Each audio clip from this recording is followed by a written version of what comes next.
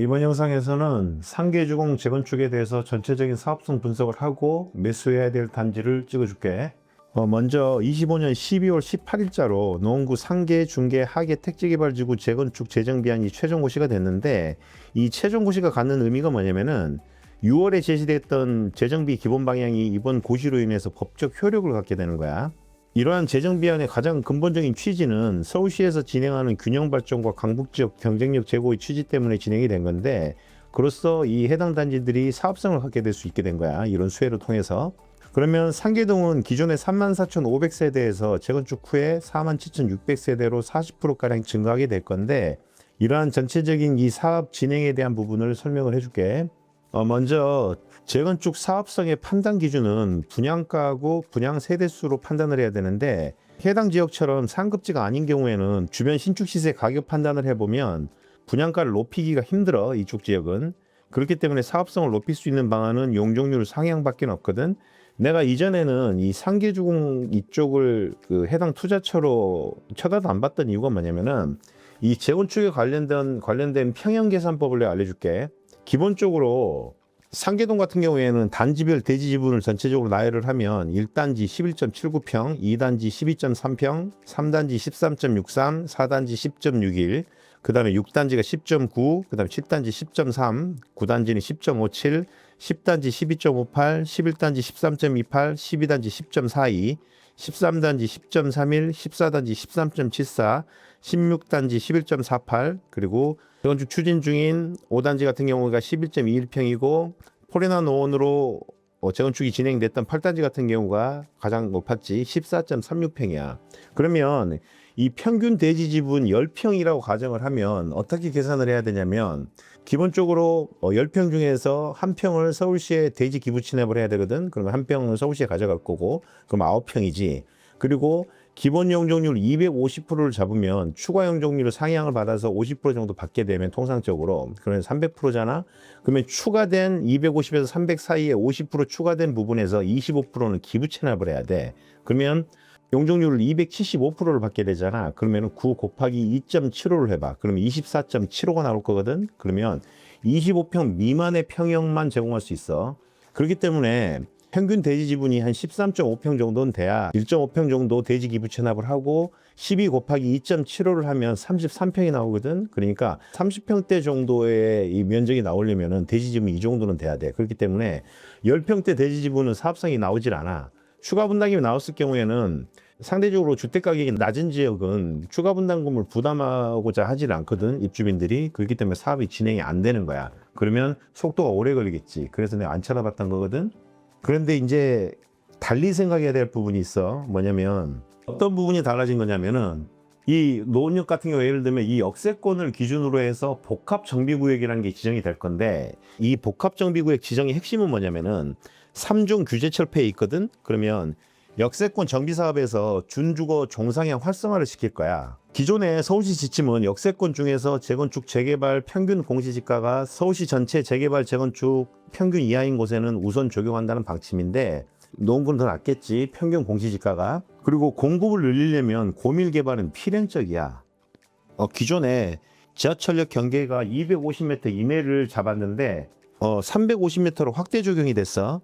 내가 강의 때 기본적으로 역세권을 편의상 컴퍼스를 그리듯이 원을 그려서 이렇게 설명을 했는데, 서울시가 잡아준 이 역세권 구역도에 보면 이 원형이 아니고 네모난 방향으로 진행이 돼 있는 구역도 형태로 돼 있거든. 그러니까 역세권을 판단할 때 반경이 아닌 구역도 개념으로 생각을 해야 돼. 이런 형태로. 그리고 그런 자료는 서울시에서 다 제공을 했어. 먼저 마들역부터 가볼게. 마들역을 기준으로 9단지, 10단지, 11단지, 12단지, 그리고 13단지, 14단지, 15단지, 16단지일 건데, 이 마들역이 이렇게 있을 거란 말이야. 이쪽 마들역 인근에서는 11단지 사면 돼. 11단지 사. 왜냐면 상계주공 11단지 같은 경우에 1944세대 16개 동인데 준공연도가 1988년 9월이야. 이쪽은 복합정비구역으로 지정이 됐고 종상향 인센티브를 받을 거기 때문에 세대수 증감이 높을 건데, 어떤 기준으로 보냐면 이 복합 정비구역으로 지정이 됐을 때 용적률 400%를 받는데 종상향 인센티브를 받으면 준주거로 상향이 될 수 있단 말이야. 그러면 용적률을 500%까지 받게 될 거야. 그러면 세대수가 증감이 높겠지. 이 복합 정비구역의 지정의 핵심은 지하철에서 가까워야 돼. 그리고 11단지 이외에 가격이 상대적으로 저렴하다는 장점을 갖고 있는 12단지도 매수 추천지야. 12단지 같은 경우에는 1739세대 15개 동이야. 준공연도는 역시 1988년 10월. 복합 정비구역 구역 지정 면적은 12단지가 좀 더 넓을 수 있는데 11단지가 해당 현장에서는 선호도가 좀 높게 판단되어져. 그리고 11단지가 이제 초등학교, 중학교 학군지를 끼고 있기 때문에 좀 주민 만족도가 높겠지. 그리고 위쪽에 보면 이제 15단지, 16단지가 있는데 15단지와 15단지는 공무원 임대야. 그리고 임대하고 일반 아파트가 한 필지로 이루어져 있지. 이쪽은 그러니까 매수가 안 되니까 이쪽은 이제 신경 쓸 필요가 없고. 그리고 이제 해당 단지가 14단지 같은 경우에는 2265세대 26개 동이지. 1989년 4월이 준공. 그리고 상계주공 9단지, 10단지. 상계주공 9단지는 2830세대 23개 동이야. 준공연도가 1988년 10월. 그리고 상계주공 10단지가 2654세대 27개 동인데 준공연도가 1988년 9월이거든. 이쪽 같은 경우에는 이 가격 바로미터를 산정할 수 있는 단지가 있는데 이쪽을 설명을 해줄게.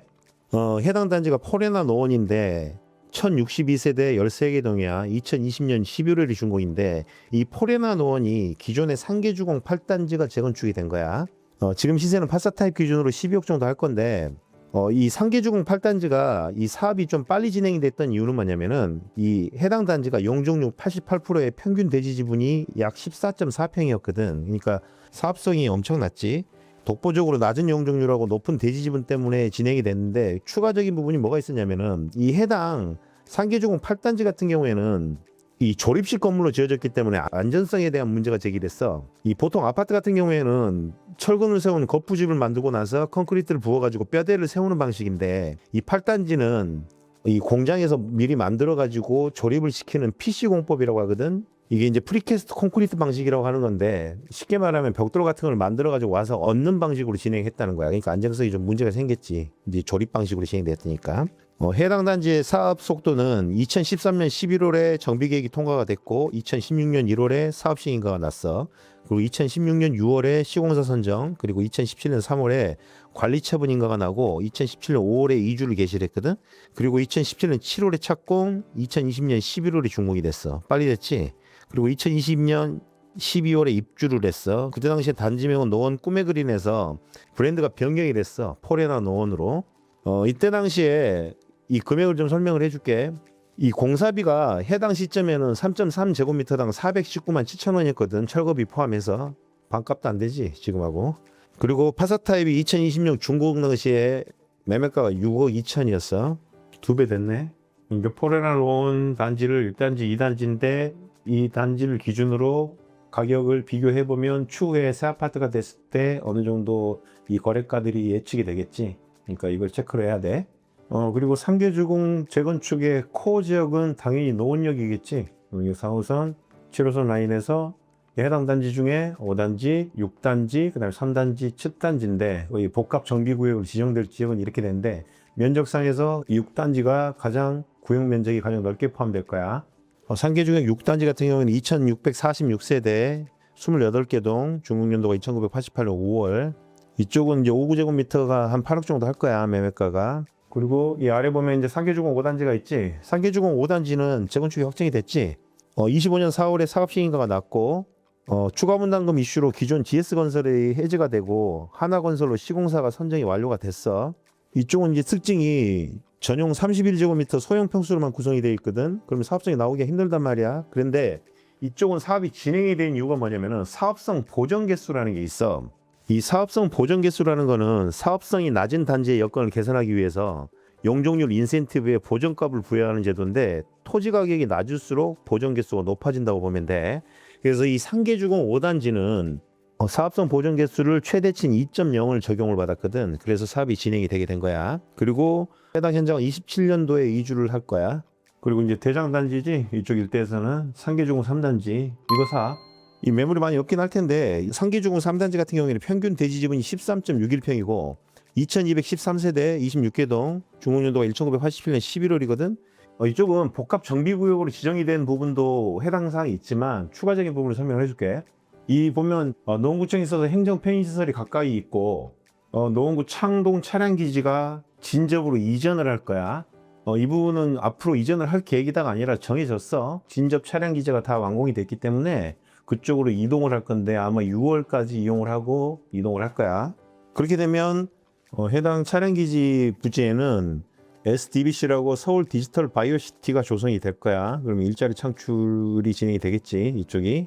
그리고 추가적인 부분이 이쪽 서울 아레나가 조성이 될 거거든. 서울 아레나 사업 부분은 아레나 1만 8천석, 종영공연장 2천석, 상업시설 등이 이제 증축이 될 건데 이쪽은 민간 투자 사업 BTO 방식으로 진행이 될 거야. 그러니까 서울 아레나하고 서울 디지털 바이오시티가 조성이 될 거기 때문에 이쪽이 활성화가 되겠지, 지역이. 그러니까 대장주로서 이쪽을 매수하는 게 제일 유리해. 그리고 이쪽이 상계종 1단지, 2단지, 4단지. 역세권에서 좀 거리가 멀어지지. 그러면 이 복합정비구역이 포함된 구역 면적이 좁아질 거니까 사업성이 그만큼 떨어진다고 생각하면 될 거야. 그리고 아래로 와서 하계역으로 가볼게. 중계역 같은 경우에는 그 이전에 내가 영상에서 한번 설명한 적이 있으니까 찾아서 한번 보면 될 거고, 중계는 중계역하고 은행사거리 학원가 부분까지 검토를 해야 되는 거야. 그 영상에 보면 나와 있어. 그리고 이제 하계역 같은 경우에는 이 세부정을 기준으로 이쪽이 하계역인데, 하계역에서는 현대우선 그래서 하면 돼. 고민할 것도 없어. 현대우선 같은 경우는 1320세대 12개 동인데 준공연도가 2988년 9월. 그리고 신속통합기획으로 자문사업을 신청을 했고, 이쪽이 가장 유리한 이유가 뭐냐면은 세대수 증가가 51% 정도 될 거야, 이쪽이. 복합정비구역이 지정된 면적도 크고, 그리고 그 다음에 사업성이 높은 게 이제 한신청구인데, 한신청구가 36% 정도 세대수 증가가 될 텐데, 청구 같은 경우에 660세대 5개 동, 준공이 2988년 10월. 그리고 이제 한신이 1200세대 4개 동인데, 여기도 준공연도가 2988년 10월이거든. 이쪽이 특징은 뭐냐면은 상대적으로 투자금이 적은 경우에는 이쪽을 보면 될 거야. 한신은 3억대 매물이 있기 때문에 뭐 소형 면적이긴 하지만 매수 접근을 하려면은 금액이 적을 때도 가능해, 이쪽은. 그리고 미성 아파트 장미 6단지인데 미성 같은 경우는 685세대 6개 동 1989년 6월 준공이 장미 6단지가 신속통합기획 자문사업을 신청을 했고 1880세대 15개 동 1989년 10월이거든. 하계동은 이 전체적인 부분에서 추가적인 걸 어떤 걸 봐야 되냐면 북서울 꿈의숲 방향에서 동북선이 이쪽 라인으로 지나갈 거란 말이야. 그렇게 되면 이 하계역은 더블 역세권이 돼. 동북선하고 기존 7호선하고. 그렇게 되면 역세권 복합개발에 부합하면서 더블 역세권이 되니까 그 부분을 좀 염두해서 이 투자처를 봐야 되는 거야. 지금보다는 관심도가 좀 부각될 수 있겠지. 이쪽 라인으로 은행사거리 이제 학원가로 이동을 할 거니까. 그래서 이제 노원구 상계 쪽 주변을 전체적으로 분석을 해서 마들역 인근에는 매수 추천이 11단지, 12단지, 그리고 노원역은 6단지, 3단지, 그리고 이제 하계역 같은 경우에는 현대우성, 한신청구 이렇게 보면 될 거야. 이 해당 단지만 심플하게 찍어준 이유는 뭐냐면은 예전에 이 스타크래프트 했던 프로게이머 중에 임요한이라고 있었어. 임요한이 그 이 게임을 할 때 키보드에서 이 어택이라든지 공격 관련된 거하고 방어하는 데 필요한 키 빼고는 키보드를 다 빼버렸단 말이야. 그런 것처럼 염두에 둘 필요가 없는 단지들은 잊어버려. 왜냐면은 이 정보들을 다 수용할 수 없기 때문에 필요한 것만 하란 말이야. 최근에 이제 대출 규제라든지 이런 흐름 때문에 이 노원도 투자처로 매수 수요가 좀 많이 쏠릴 거니까 그렇게 알고 있으면 되고, 해당 이 매매할 수 있는 상품은 옳고 그름이란 게 없어. 단지 언제 사고 언제 파느냐의 타이밍의 문제지. 그리고 소득 수준이 높지 않은 맞벌이 신혼의 경우에 대출 금액을 많이 두려워하던데, 이 대출이라는 거는 사우나 갈 때 락카키 같은 거야. 집 팔면 다음 손님이 받아가는 거니까 두려워할 필요가 없어. 그리고 앞으로 부동산 정보 취득 분야에 제미나이나 챗GPT, 퍼블렉서티, 클로드 같은 AI 비중이 엄청나게 확산이 될 건데, 이 AI는 정보를 제공하고 자유를 나열해 줄 수는 있는데 가치 판단하고 임장은 대신해 줄 수가 없어, 앞으로도.